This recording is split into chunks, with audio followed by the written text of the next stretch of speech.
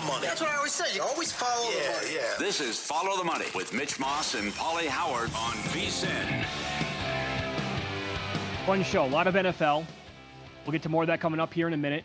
Today's Major League Baseball card in about 15.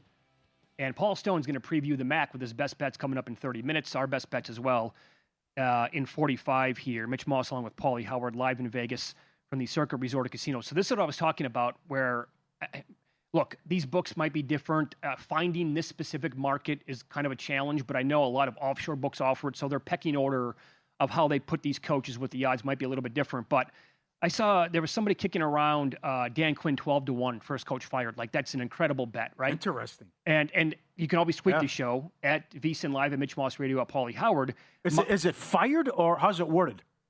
Because remember we had the Urban Meyer, we had the John Gruden. Is it resign coming there to play? I'm going to. So I'm actually clicking on the link right now. I have the release on this. And by the way, on X, my guys in the desert said this in the previous segment. Don't overlook Washington for worst record, new offensive and defensive coordinators, and a lot of other negatives. It simply said first coach fired.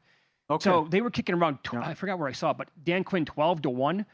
He's the short shot. He's 3-1 now to be the first coach fired this year. Get out of here. He is ahead of Todd Bowles in Tampa plus 350.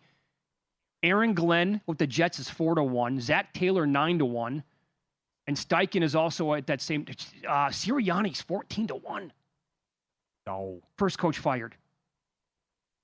To me, I would look at Aaron Glenn because if there's like no signs of improvement there. Come on, who led the league in interceptions last year? So what do you think Geno's going to do, right? Well, I know this. Their defense didn't. Is it possible that Geno could throw 25 INTs this year, and the Jets would have none on defense again? Right. So no, but that's your case. Geno's awful, and they look like they're start 0-6 or something. But I thought that was pretty interesting, though, man. All of a sudden down to 3-1 on him for Quinn. So here are some. That's a great market. Oh, I love that market. It is phenomenal. I wish it was available at like more national books. It's fun to kick around about other candidates, right? And who could. And when would that? Well, like when is the first firing going to occur, though? Mm-hmm. That's the other one that it's hard to figure out. Okay, so some angles for preseason week 2. What about if a team got clubbed in week 1? Right, plenty of those. Sure. So teams that lost by double digits and they are a dog the next week, 21-14 ATS. Last 35 games. Okay, you have the Texans, the Raiders, the Packers, the Panthers, the Browns, the Falcons, Dolphins, Eagles, and Seahawks all lost by at least 10 points last week. Now, if you won by 10... Did you see Quinn Ewers? There's another one. Wait, he was 1-9? Yeah, bad numbers. Really, really bad numbers. They go right down the field with Willis, and then they can't do anything the rest of the game. It was putrid. Yeah, I think the Dolphins actually on offense will be okay with Willis...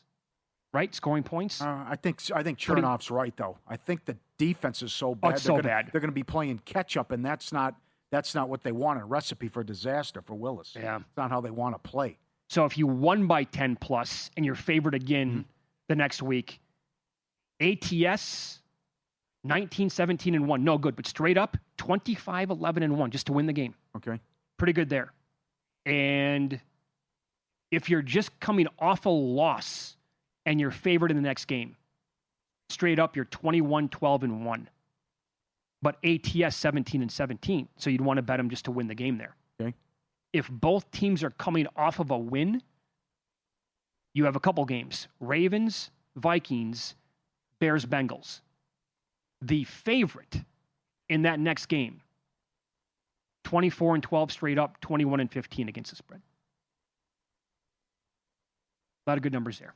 Just maybe factor it into your handicapping for this week. And, obviously when it goes into the news as well. Oh, another great tweet. Stuff. A big deal or no big deal? Ty Simpson, 21-25. No, I can't. can't. 92 scores. I also might be biased about how much I hated the pick overall. Yeah. But I would say not a big deal. You? Interesting. He's got... From the injury standpoint, if something happens to Stafford, yeah.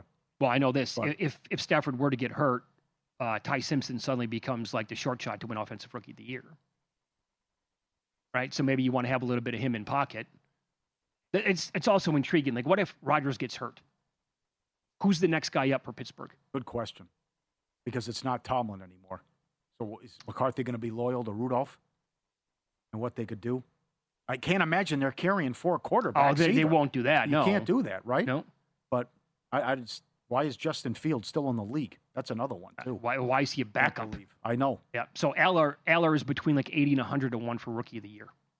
I could certainly see him getting hurt. Oh, absolutely. Oh, of course. He can't move anymore. No, he's statue back there. Yeah, and you saw the Texans playoff game where they almost killed him. Right. So that's not bad. But I don't know the answer to that question. Maybe it's Will Howard, the guy. That's the thing, right? I don't know. He might actually be the guy that would get the run then there. But, I mean, I don't even know what the number is on Ty Simpson to win Offensive Rookie of the Year. I mean, it's got to be triple digits, I would think. But where do you think, if Stafford, like last year, we thought the back, okay, it's going to be a thing. It was never a thing. He won the MVP. Should have won the Super Bowl. But if he got hurt this year, Ty Simpson would go from, I'm going to presume here for a second, he's 100 to 1, maybe 200 to 1 right now to win. What does he go to, 5 to 1? With McVay and the number 1 power rated team in the league? I don't know. Maybe that's something to have. He's 60 to 1 at DK, Ty Simpson. That's it? Yeah. No, you would need more than that. Well, how about the timing, though? I mean, the kid just looked great. But that's, yeah, I would need that's more a good than point. That too, yes. I wasn't paying attention to any of that because I want nothing to do with the guy, but. It's dribbling down to 17 to 1. Is that still bettable? I think so, yeah. But there's some better numbers available. But I'm with Nick. Love, no way. Mendoza. When is Mendoza going to get in there? Late October? Tate plus 550, no way. Tyson plus 750, no way. Why not Tate? Cam Ward sucks. I've seen it. Oh, wow. He's not good. His decision-making's atrocious. I saw the same crap again Thursday. Just nonchalant. Not good. That should have been, I don't want to overreact, but no. He did have that one decision that I saw was absolutely horrible. Can't get there. I'm trying to find, so the number on Stribling now, if you want to get down, I'm looking at one book as we speak. He's down to plus 750 to lead rookies in receiving yards. While you were out, Charch made an unbelievable case for Denzel Boston.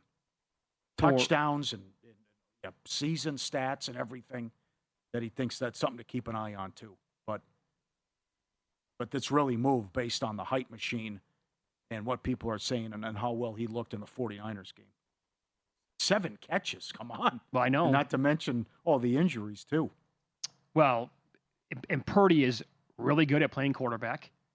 Kyle Shanahan, elite play caller. And if he's just, the Pearsall thing, that was really when you wanted to get on Stribling, obviously, for props. Yeah. And then everybody else who gets injured as well.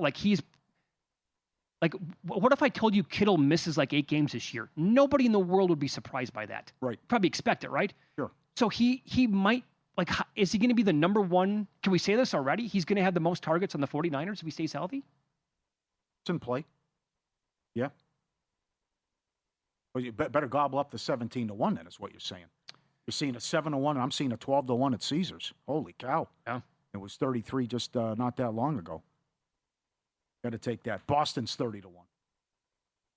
Charch made a great case for him. Okay.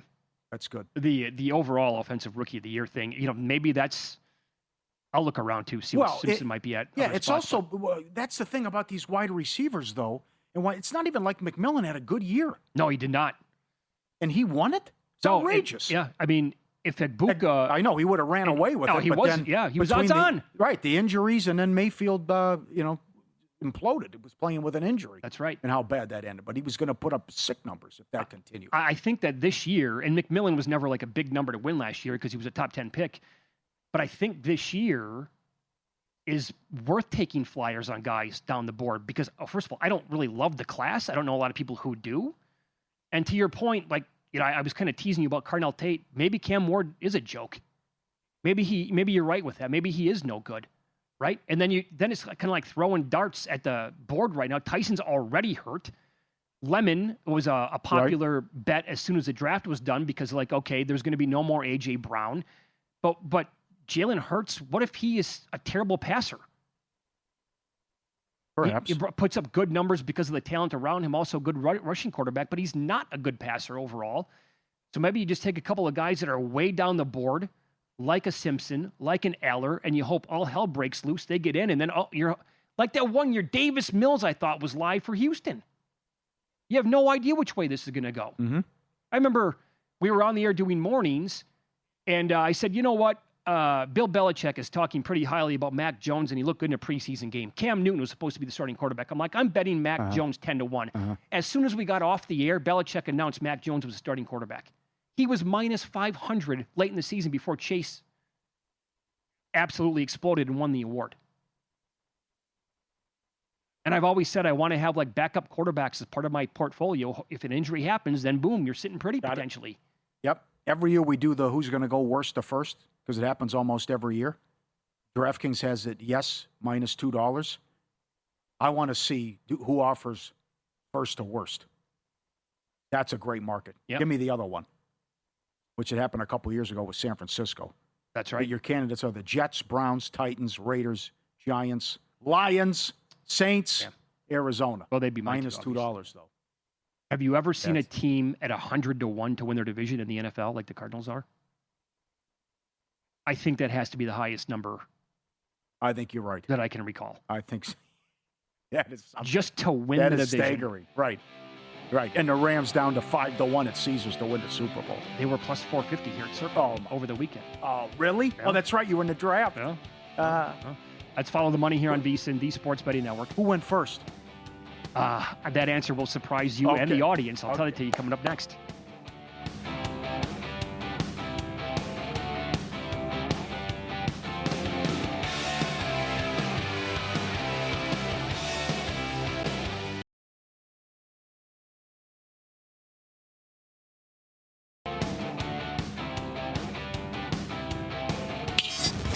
This is Follow the Money on VSiN.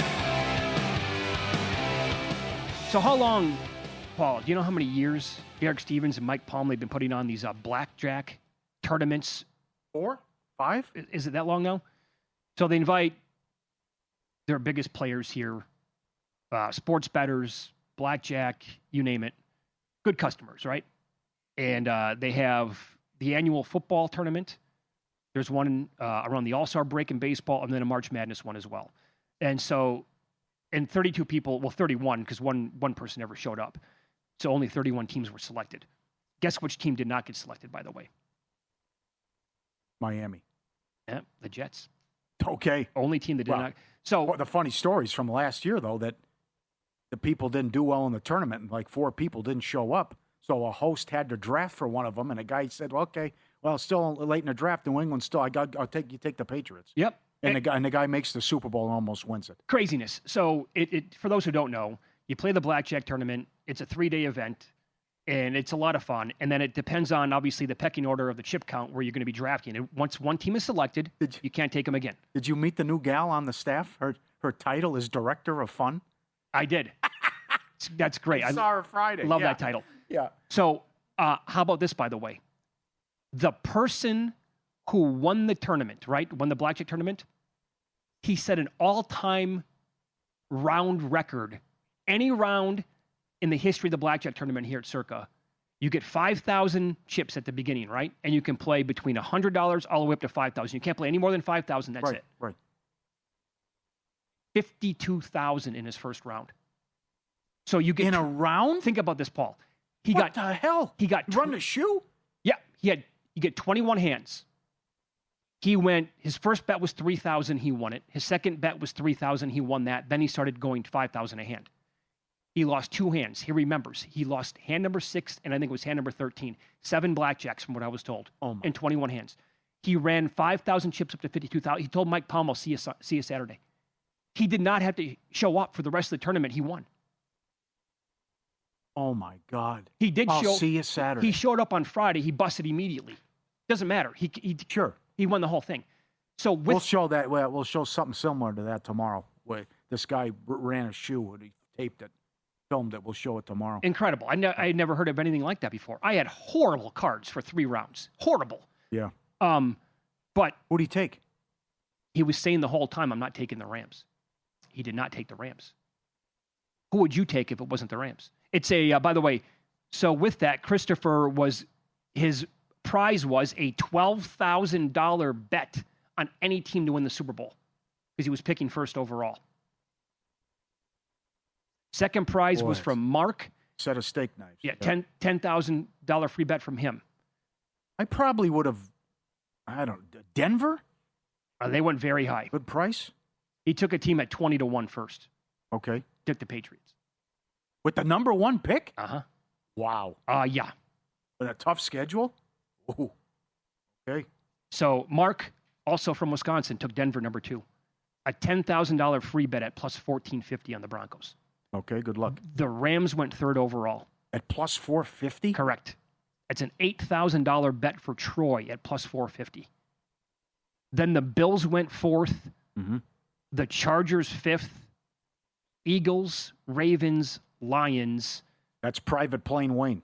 Oh, My guy. He wanted the Ravens, but the Lions, it fell to him. He took the Lions. Okay. Yep. The Seahawks went ninth overall. Texans 10th. A local took the Raiders 11th overall at 87-1. Come on, man. So I was picking 18th. I was top 8, top 10 the entire weekend until the final round. I'm not going to get into details. Let's just say I witnessed some of the most insane stuff I've ever seen by a blackjack player at my tournament right in front of me. And that's the reason why I got. So I was picking 18th. The Bengals, the Packers, and the Cowboys were still on the board. And I said, if the Bengals are there, I'm probably going to take them. However, I met Jeff from Tucson. Great dude. Has listened to Follow the Money since like day one. Cowboys fan.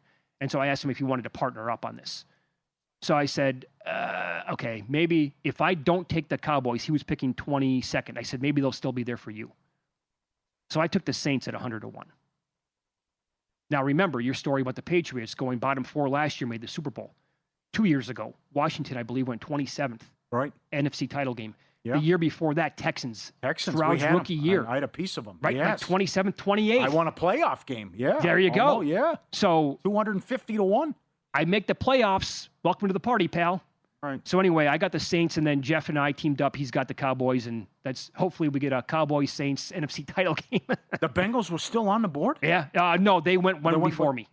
Who was the other team you mentioned? Packers. Packers were still on the board? Yeah, they went 19th overall. Oh, wow. I want nothing to do with Green Bay. So I wanted to go. Yeah. Good anyway, fun. All right. Yeah. So good fun. There's that. Excellent. Raiders 11th. God. Yeah, if you've never, like you used to say this all the time, Paul. Like if you're a big player, you gotta come here and play. I mean, it's incredible to be a part of these blackjack tournaments. No doubt. They'll do another one in December. Yep. 1-0 Baltimore in the second inning. Trying to sweep 4 games from the race. That is Young, who is top 5 in ROI, and McClanahan made his first start since July 30th. Yep. Baltimore, even though they're under 500, would be your final wild card in the American League. How improbable would that be? No kidding. And St. Louis, this is a 5-game series. Game 1 of a doubleheader beat the Reds 2-1. Cardinals have won 10 of 14. Could they be a playoff team? I think I would say too far back. Not enough of a runway. But that's what I said about Toronto, too. Well, look at this all of a sudden now. No one wants it. St. Louis, difficult schedule. Where are they? I think they were like 5-6 teams ahead of them. But that's a great race because it's Arizona, Philly, and San Diego. And obviously someone's going home. All right. Out of the 3. Imagine it's Philly. That could be. No kidding. So that starts a big – they go in 20 minutes.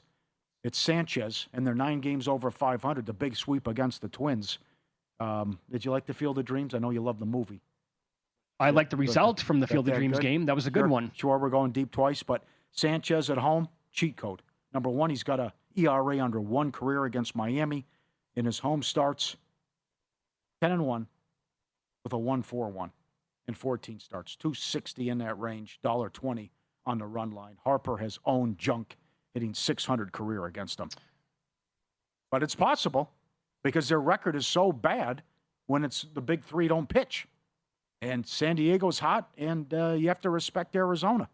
So you also, maybe this Cardinal organization figures it out, and they make us turn into a sweat. You never know. Yeah. I'll tell you this, by the way. You could probably fill in the blank with any team that's going to be the 6th seed in the American League. Do you think we're going to get one human being for that team to make a case that they're going to win? There's no chance. No. Let's see if they even have a winning record. Right. That And might not maybe even happen. the value would be there to actually bet on them because baseball can be so random. Happened one year with St. Louis. Weren't they in the high 80s for their wins when they won the World Series? Yeah, that was 2011. Something like I think that? they were 9 out in September, and they went on that crazy run. And that was an all-time epic World Series against the Rangers. Well, here's where I'm at with the Blue Jays, and I said this on air. If they survived this stretch where it was 13 in a row against AL East teams, then they had a chance to do something. So they won that series against the Yankees, and they took 3 out of 4 from Boston. So it's at Tampa and then at New York to finish this off, and they're catching Tampa at the right time. So here's what's behind it, though. Kansas City, Seattle, Cleveland, Kansas City, A's, Detroit, Texas, Baltimore. Wow. Doable. Okay. It's doable, especially with all these other teams under 500. You got my attention if they now. keep that up, right? Maybe they can pull this off. Let me point this out for tomorrow. We have a doozy of a Malinsky special, a team that's been on the road. Right, and I think they're going to throw Rodon against them, too. They're going to activate Rodon again. Are they? Yeah, Yankees. So the Orioles are, as you said, they're up right now, 1-0. This is in Tampa. This is the final game of a 10-game road trip. They do not have an off day tomorrow. Quick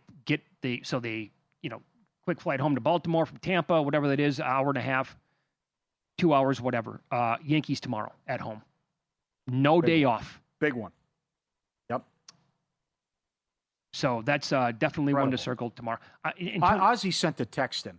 Was Scadaboo going to win if he didn't get hurt, you think? Oh, possibly. Yeah, that could have happened. The 3-touchdown game on the Thursday night win, but we had huge numbers on him. The record was poor, but yeah. No, that was in play. He was putting up great numbers. He was. Yeah, and he was the go-to guy, too. All right, 2 weeks away from college football. Can you believe it? 6 games, I think, that day. Get the college football betting guide free with VSiN Pro. Preview every team, humans and stones. Top 10 rankings, best bets, ton of win totals in there. And with VSiN Pro, you get the NFL betting guide as well and the Fantasy Life Fantasy Football Guide. Real-time betting splits, 24/7 video on the Watch app. Try it today, just $9.99. Lock in a full year, save 50% with the VSiN Pro annual subscription. VSiN.com/subscribe. Get there now, VSiN.com/subscribe. Yeah, week 0 looming. We'll get into college football coming up next. Professional bettor Paul Stone's going to join the program. He has an outright winner in the MAC, a regular season win total, and a very creative way to bet the league as a whole. Find out that market next.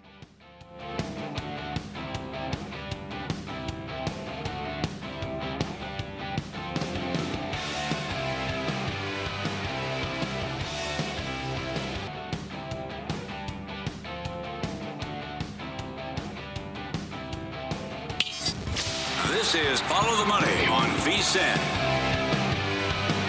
So close you can smell it. Yeah. Miss your musk. Go out to the Progressive Guest Line. Professional bettor Paul Stone joins the program now. He's been popping on once a week throughout the summer to preview every conference in college football with some best bets. Paul, good to talk to you again, my friend. How are you? Doing good, guys. I mean, I've been doing this for a long time, but my anticipation and enthusiasm for a new season never wanes. Always just as excited as I was in the beginning. So great time of the year for us. Well said. It's like kids on Christmas week, basically. Let's begin. Okay, so the final conference here is the MAC. Overall, the team, the number, in your opinion, that is worthy of a bet. Yeah, I mean, when you look at it, you look at the outright markets, I think it looks like a 3-horse race, in my opinion. You've got, of course, defending champion Western Michigan. You've got Miami, and then you've got Toledo. But Toledo, they've got some substantial personnel losses, plus they're replacing their head coach. They're replacing both coordinators. So I think it's going to come down to a 2-horse race between Western Michigan and Miami. These two teams actually met in the MAC championship game in Detroit last year. Western Michigan won that game 23-13. And they're going to be a real strong possibility to repeat. I mean, they do return their quarterback, Brock Lowry, probably the best quarterback in the league. Dual threat guy, rushed for almost 1,000 yards last year. Also returned their 1,000-yard rusher, Jalen Buckley. But they were a big-time defense last year. As much as their offense kind of got the headlines, they depended on a defense that only gave up 14.5 points a game in MAC games. So very good defensively.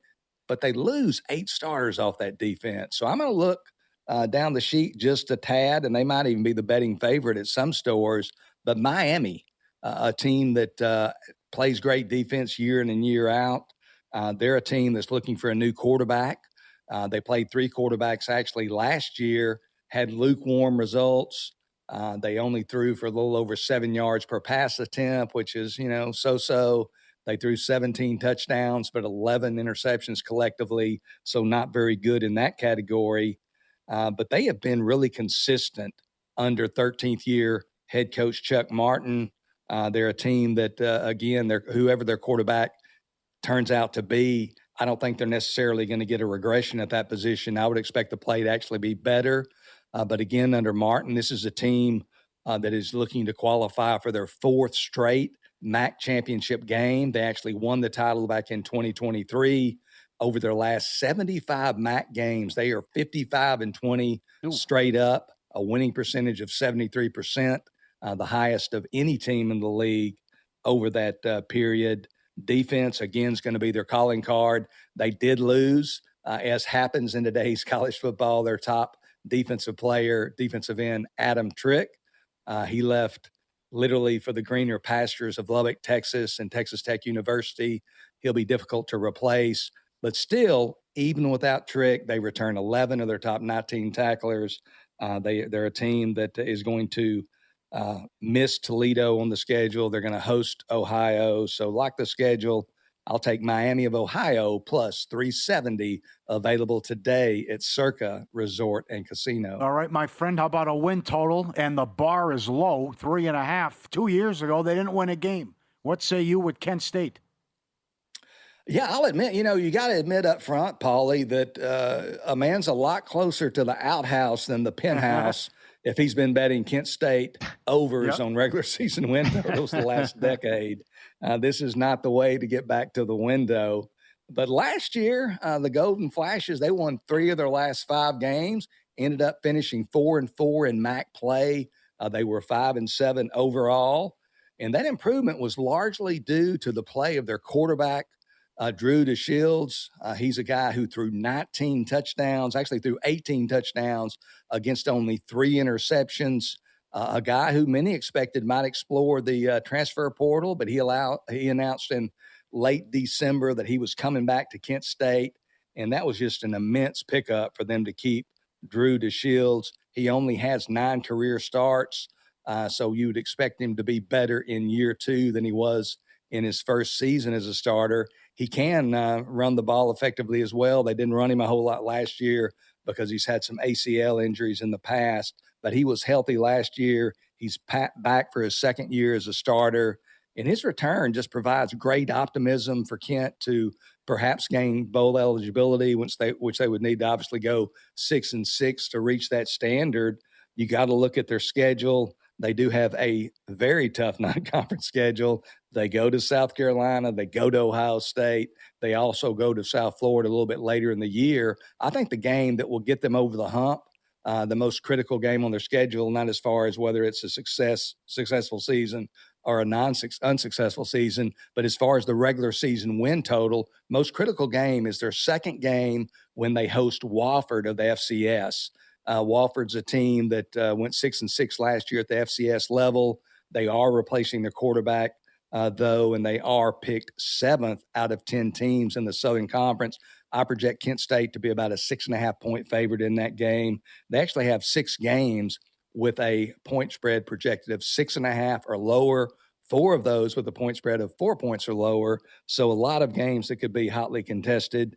If Kent does beat Wofford in week 2, they would only need to go 3-5 in conference play to get to 4-8 and get to that over. They get Ball State and Akron, 2 teams picked at the bottom of the league at home.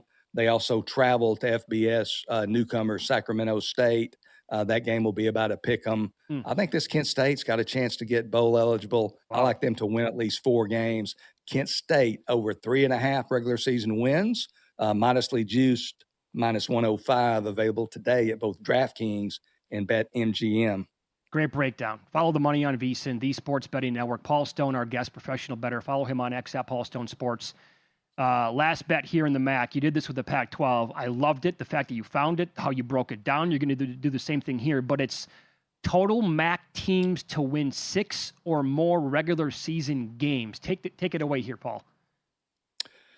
Yeah, and it's heavily juiced to the under, like the Pac-12 prop was as well. You've got a 13-team league, and this prop, again, is MAC teams total to win 6 games or more, the total being 7.5, heavily juiced in the under at -185 at BetMGM, the over at +140. First of all, I'll start out by saying this prop will probably land on 7 or 8 teams. I hope it lands on 6 to have a little bit of comfort there, but it's going to land probably on 7 or 8 teams, and the reason is probably obvious to many of our viewers and listeners.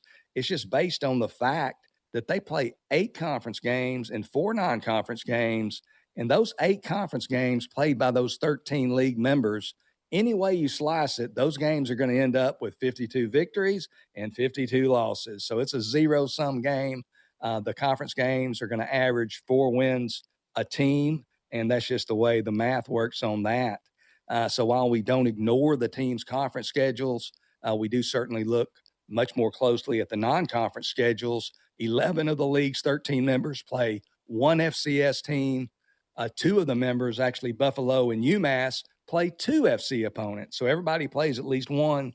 You look at the schedule, looking at I kind of started my handicap here by looking, obviously at the non-conference schedule of all 13 teams, and I identified the teams that I thought would win 5 or fewer games, and looked again heavily at that non-conference schedule. They've got to play some money games. They got to get some checks, keep the lights on, keep the buses running. So they play some pretty tough opponents. You look at Akron, picked to finish in the 2nd division, at Wake Forest, at Minnesota in the non-conference, play UNLV at home. They're going 1-3 in conference. I don't think they're winning 6. Ball, kind of the same thing. They play at Ohio State, at Liberty, at Northwestern. They're starting out 1-3. I don't think they're getting to 6. Bowling Green might not win a non-conference game. They start out by hosting FCS Tarleton, who had a really, really big season last year, currently favored by 2.5 over Tarleton. But other than that, they go to Nebraska and Iowa State and play South Florida at home. They're not getting to 6 wins. UMass is 0-23 the last 2 years versus FBS teams, 2-43 the last 4 years versus FBS teams. They're not getting to 6 wins in any world. Sacramento State, first-year FBS member, I don't think they're getting to 6 wins. Comes down to Kent pretty much. If Kent does beat Wofford, so I'm kind of going both ways here. If Kent beats Wofford, they go 1-3 in non-conference. They would have to go 5-3 still in conference to get to 6-6. That could happen. And even if it does happen, we've got some wiggle room. Eastern Michigan and Central Michigan, if you look at their schedules, they're not automatic 6-win teams. So I like the under. Again, it's heavily juiced, but under 7.5 teams in the MAC to reach 6 wins or more, juiced at -185, available today at BetMGM. Exquisite breakdown as always. Follow him on X at Paul Stone Sports. Thank you, my friend. We'll see you in a couple weeks. Yeah, I'll see you guys next Thursday. Hopefully y'all have a great week, and we'll see you soon. Back at you. Joined us here on the Progressive Guest Line. We'll close up shop, put a bow on this bad boy. Fun show. Easy to dance to, I'd say. We had about a 93 today. Best bet's coming up. I got goosebumps.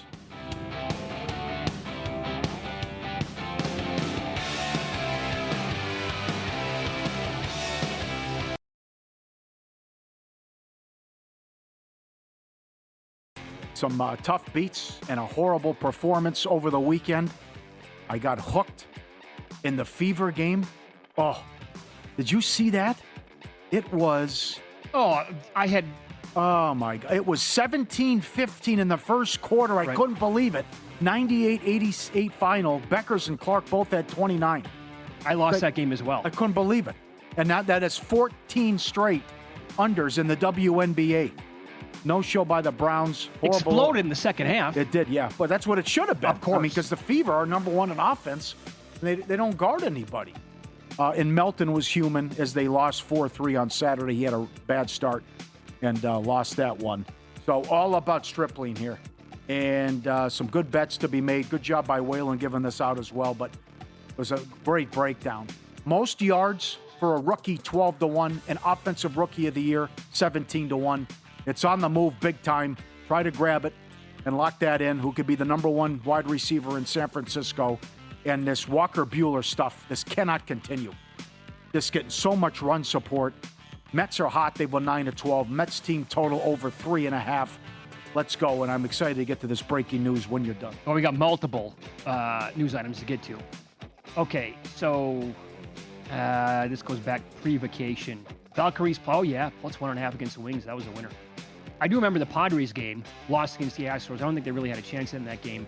But we went around the world there with the Lynx against the Aces. First quarter, first half, full game got there. I think that was the game that Miles hit the buzzer. From half court. Sure. From half court. You had it the whole way. Rocking chair there for all of them, no doubt. Those are the greatest. So here's what I've done now.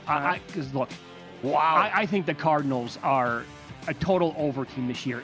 So what I've done, I'm looking for the right opponent. I'm not going to play every game, but the right opponent, good conditions. Like, I'm not going to play them if they had like a game outdoors in December on the road. Not going to do that, right? Not going to get involved. But I'm playing the Arizona Cardinals totals over as of right now, 3 games. These are available at multiple books. Week 5 against Detroit has all the makings, over 48.5. Week 8, Cardinals Cowboys over 49.5. That game might be in the 40s for both teams. And Cardinals Saints week 16 over 43.5. I like it. By the way, let me get this breaking news on the Saints. Yeah. Their rookie receiver, Jordan Tyson, expected now to miss about 2 months with that hammy that he suffered last week. Wow. Another guy you can cross off of betting rookie of the year. Let's go. More Stripling. Eat. Football season's here. And the Sharp Plays is on top of it. They reach out to over 500 bettors and sources worldwide across all sports. Send it out to subscribers in real time. Thousands of sharp bettors and pro syndicates tracked in real time before the markets move with exclusive data feeds from 4 major books, filtered and sorted by version 6.0 of their AI model. Every play log going back to 2011. The daily Mr. Poison tweets. Been with Follow the Money since day one. You know Jeff's great. Phenomenal guest we've had on many times. And they get audited daily by their own haters. Suck it, haters. No steam chasing, no stale trends, no recycled plays. Follow the Sharp Money at sharpplays.com. They are fantastic. Okay, here's why I got goosebumps. Take it away. So with the Genie Bus news. You said this during the break. Mm-hmm. So Genie Bus is saying bogus report. Correct. From Shams and company because the 5 brothers and sisters voted to sell. She's saying the vote, no vote, not allowed because she still has controlling shareholder. It trumps any vote. So she's saying the Bus family it did not sell. It just doesn't work. And her lawyer is getting involved here now too with this. So a friend of ours knows her and reached out to her. She got right back immediately with a text. And here's what she said. She goes, stay tuned, and sent the Dany Targaryen Game of Thrones meme, Mother of Dragons. This is why I got goosebumps, because in 2017, she was going at it with her brother, Jim, about trying to oust him, and what am I going to do with Kupchak, and should I take over, what do I do? She reached out to Kobe, and Kobe sent her what she sent to our friend. Kobe Bryant said, you got to be Mother of Dragons, and sent her the meme with Dany Targaryen on the ship with the fleet behind her. And she sent the exact same meme in the text to the guy we know. Just now. And what Kobe the same thing that Kobe sent to her. In 2017, she reached out to Kobe for advice. What should I do? He says, you got to be the Mother of Dragons. And took over, and that's what she did. Well, I'm here for any Kobe story. That is great. Any and all of it. He urged her to make tough front office changes. Yeah. Fire Kupchak. Get rid of your brother. Get LeBron James. Legacy for your dad. Make this happen. And she sent the exact same meme and text back to our friend. Okay, well, that's pretty outstanding. Wow, that's awesome. Yeah, it is. That's really good. But stay tuned. I don't know what's going to play out. But the 5 brothers and sisters went against her with this vote to sell the remaining 17% to Iger and Kushner. Mm. But she's saying, for her lawyers, not so fast, my friend. Not so fast, huh? Also, the NBA. Now, this is another one. There's a report that the NBA said there's no proof that Ballmer did any shenanigans with Kawhi Leonard. That's right. Now the NBA is saying, well, hold on a second. That might not be accurate. Maybe stuff will come out. What a mess. The NBA, from what I gather, they said that the story from ESPN had a lot of, quote, inaccuracies to it. Yeah, right.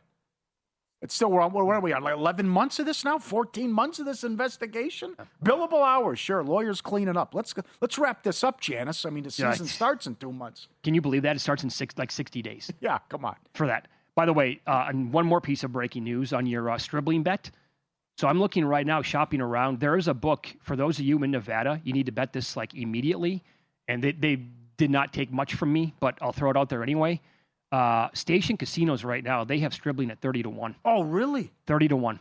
Okay. To win. You have to take There's that. one down the street. You just on principle alone, you just have to take it, even if it's a loser, because he's at Cirque, he's 13-1.